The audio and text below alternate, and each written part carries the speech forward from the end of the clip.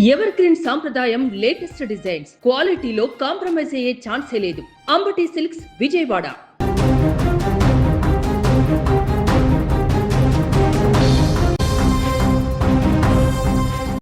ఆంధ్రప్రదేశ్ ప్రభుత్వం కీలక నిర్ణయాలు తీసుకుంది. ఈరోజు ఆంధ్రప్రదేశ్ సచివాలయంలో జరిగినటువంటి క్యాబినెట్ భేటీలో ఊహించని విధమైనటువంటి నిర్ణయాలని తీసుకోవడం జరిగింది. ముఖ్యమంత్రి చంద్రబాబు నాయుడు అధ్యక్షతన జరిగినటువంటి క్యాబినెట్ భేటీలో డిప్యూటీ సీఎం పవన్ కళ్యాణ్తో పాటు నారా లోకేష్తో పాటు మిగతా మంత్రులందరూ కూడా పాల్గొన్నారు.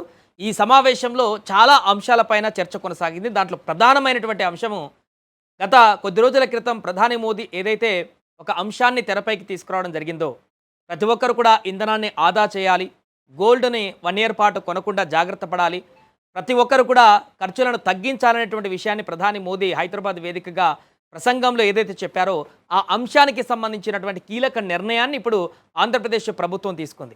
దాంట్లో భాగంగా ఇప్పుడు ఆంధ్రప్రదేశ్ ప్రభుత్వం ఊహించినటువంటి కొన్ని కీలక నిర్ణయాలు తీసుకోవడం జరిగింది. దాంట్లో వారానికి ఒకరోజు నో వెహికల్ డేని ప్రకటించింది ఆంధ్రప్రదేశ్ క్యాబినెట్. అంటే ప్రభుత్వానికి సంబంధించినటువంటి అఫీషియల్స్ అధికారులు ఎవరైనా కూడా వారంలో ఒకరోజు తమ సొంత వాహనాలని, అంటే గవర్నమెంట్ ఇచ్చేటువంటి వాహనాలని వినియోగించకూడదు, పబ్లిక్ ట్రాన్స్పోర్ట్లనే వాడాల్సినటువంటి పరిస్థితి ఉంది. అలాగే మంత్రులు విదేశీ పర్యటనలు కూడా పూర్తిగా రద్దు చేసుకోవాల్సినటువంటి పరిస్థితి ఈ క్యాబినెట్లో నిర్ణయం తీసుకున్నారు. విదేశీ పర్యటనలు చేయకూడదు. ప్రధాని మోదీ కూడా గతంలో అదే చెప్పడం జరిగింది. విదేశీ పర్యటనలన్నీ కూడా తగ్గించుకోండి. మధ్యతరగతి కానీ మిగతా ఎవరైనా సాధారణ ప్రజలు కానీ అధికారులు కానీ ఎవరైనా కూడా కొద్ది రోజుల పాటు విదేశాలకు వెళ్లాల్సినటువంటి పర్యటనలన్నీ కూడా తగ్గించుకోండి అనేటువంటి ప్రకటన చేయడం జరిగింది. దానికి సంబంధించి ఇప్పుడు ఏపీ ప్రభుత్వం కూడా ఆ రకమైనటువంటి ముందడుగు వేయడం జరిగింది. వీలైనంత వరకు వర్చువల్ విధానంలో సమావేశాలను నిర్వహించుకోవాలంటూ కూడా మరొక విషయాన్ని కీలకంగా ఇక్కడ ప్రస్తావించడం జరిగింది. ముఖ్యంగా దీంట్లో అంటే క్యాబినెట్లో నిర్ణయం తీసుకోవడానికంటే ముందే ఏపీ ముఖ్యమంత్రి చంద్రబాబు నాయుడు గారు అనూహ్యమైనటువంటి ఒక నిర్ణయం తీసుకున్నారు. జనరల్గా సీఎం చంద్రబాబుకి 11 వాహనాలతోటి ఒక భారీ కాన్వాయ్ ఉంటుంది భద్రతా రీత్యా.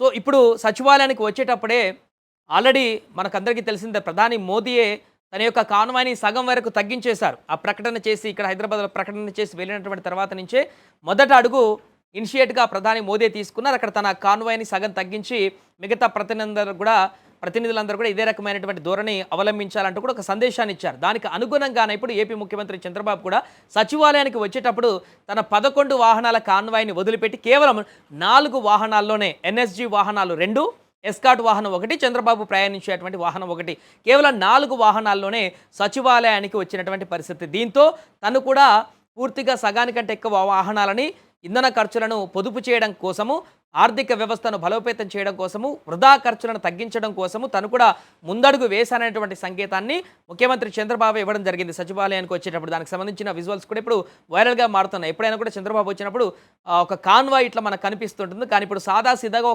కేవలం ఒక 4 వాహనాలు మాత్రమే రోడ్డు మీద నుంచి వస్తున్నటువంటి దృశ్యాలు కూడా మనకు కనిపిస్తున్నాయి.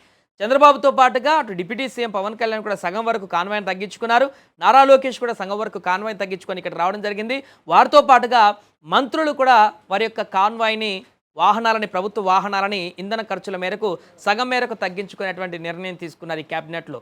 అంతేకాకుండా ప్రజాప్రతినిధులు మిగతా ఎవరైనా కూడా ఎక్కడైనా సమావేశాలు జరిగినా, ప్రభుత్వ కార్యక్రమాలు జరిగినా, ఈవెంట్లు జరిగినా ప్రభుత్వ వాహనాలని ఎక్కువ మేరకు ఉపయోగించకుండా పబ్లిక్ ట్రాన్స్పోర్ట్ మనందరికీ తెలిసిందే. ప్రతి ఆర్టీసీ బస్సులో ముందు వెళ్ళగానే మనకు ఫస్ట్ కనిపిస్తుంది సీట్లో రిజర్వ్డ్ సీట్స్ కొన్ని ఉంటాయి. ఎమ్మెల్యే, ఎంపీ, ఎమ్మెల్సీ అని చెప్పేసి కొన్ని రిజర్వ్ సీట్లు ఉంటాయి, మినిస్టర్స్ అని చెప్పేసి. సో ఆ సీట్లను ఇప్పుడు వినియోగించుకోవాల్సిన పరిస్థితి ఇప్పుడు వచ్చింది. మనం ఎప్పుడు ఆర్టీసీలోకి వెళ్ళినా కూడా ఆ రిజర్వ్ సీట్లు అనగా ఆ సీటు మీద వెనక బోర్డు మీద రాసుంటాయి, కానీ ఎప్పుడు కూడా మనకు అక్కడ ప్రజాప్రతినిధులు కూర్చున్నటువంటి దాఖలాలు కనిపించవు. కానీ ఇప్పుడు తీసుకున్నటువంటి ఏపీ కేబినెట్ నిర్ణయాల కారణంగా ఇక నుంచి ఆ ఆర్టీసీ బస్సుల్లో ప్రయాణం చేయాల్సినటువంటి పరిస్థితి చేస్తే ఒక ప్రజల్లో ఒక మంచి సంకేతం కూడా వచ్చేటువంటి అవకాశం ఉంది. మిగతా సాధారణ ప్రయాణికులతోటి ఎమ్మెల్యేలు కానీ, ఎంపీలు కానీ, మినిస్టర్స్ కానీ అక్కడ రిజర్వ్ వాళ్ళకి ఏదైతే సీట్లు ఉంటాయో అక్కడ కూర్చోగనక ప్రయాణించినట్లయితే ఇంధన ఆదానే కాకుండా ప్రజలతో సమన్వయంతో ముందుకు వెళ్ళేటువంటి ఒక మంచి అట్మాస్ఫియర్ కూడా వచ్చేటువంటి అవకాశం కనిపిస్తుంది.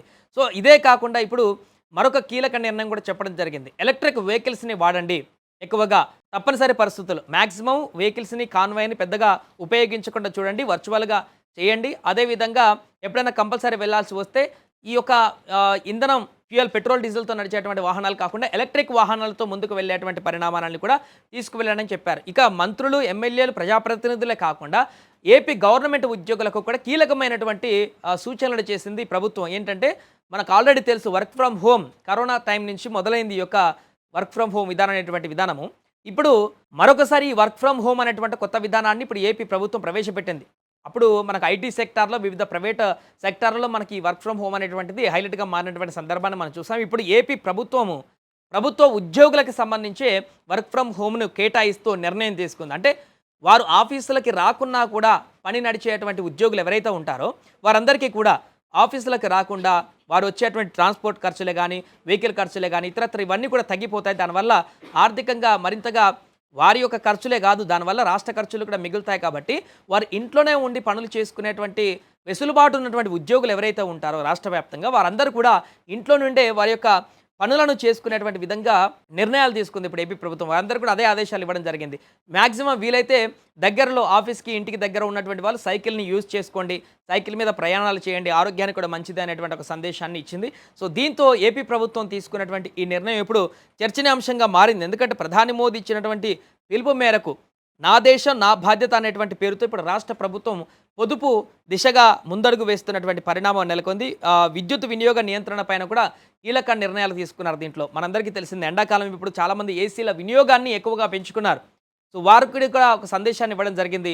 24 డిగ్రీల నుంచి 27 డిగ్రీల వరకు ఎక్కువగా ఏసీలను వినియోగించుకోండి, 24 కంటే తక్కువగా ఏసీలను వినియోగించకండి అని చెప్పేసి దీంట్లో కూడా ఒక ప్రతిపాదన చేయడం జరిగింది. అంటే ఒక ప్రజలందరూ కూడా వారు సందేశాన్ని వ్యక్తపరచడం జరిగింది. బిలో 24 అంటే కరెంటు బిల్ ఎక్కువగా కాలుతుంది కాబట్టి ఇంధన విద్యుత్ పొదుపు కూడా ఆదా కావాలంటే 24 పైనే ఏసీని మెయింటైన్ చేయండి అనేటువంటి ఒక విధానాన్ని కూడా దీంట్లో మెన్షన్ చేయడం జరిగింది. ఇలా అనేక విషయాలలో ఈరోజు ఏపీ క్యాబినెట్ సుమారుగా 4 గంటల పాటు ఈ క్యాబినెట్ చర్చ కొనసాగింది. చాలా రోజుల తర్వాత పవన్ కళ్యాణ్ గారికి సర్జరీ అయిన తర్వాత ఈరోజు మొదటిసారి క్యాబినెట్లోకి పాల్గొని ఈ యొక్క అంశాలకు సంబంధించి దేశ ఆర్థిక వ్యవస్థ, దేశంలో నెలకొన్నటువంటి తాజా పరిస్థితులు, అంతర్జాతీయంగా నెలకొన్నటువంటి పరిస్థితులు, ఇరాన్ అమెరికా మధ్య నెలకొన్నటువంటి ఉద్రిక్తతల నేపథ్యంలో అక్కడ హర్ముజ్ జలసంధి పూర్తిగా దిగ్బంధనానికి గురై చమురు సరఫరాలు ఆటంకాలు ఏర్పడి తీవ్రమైనటువంటి ఒడిదుడుకులలో అనేక దేశాలు కొట్టుమిట్టాడుతున్నటువంటి పరిస్థితులు మనం చూస్తున్నాం.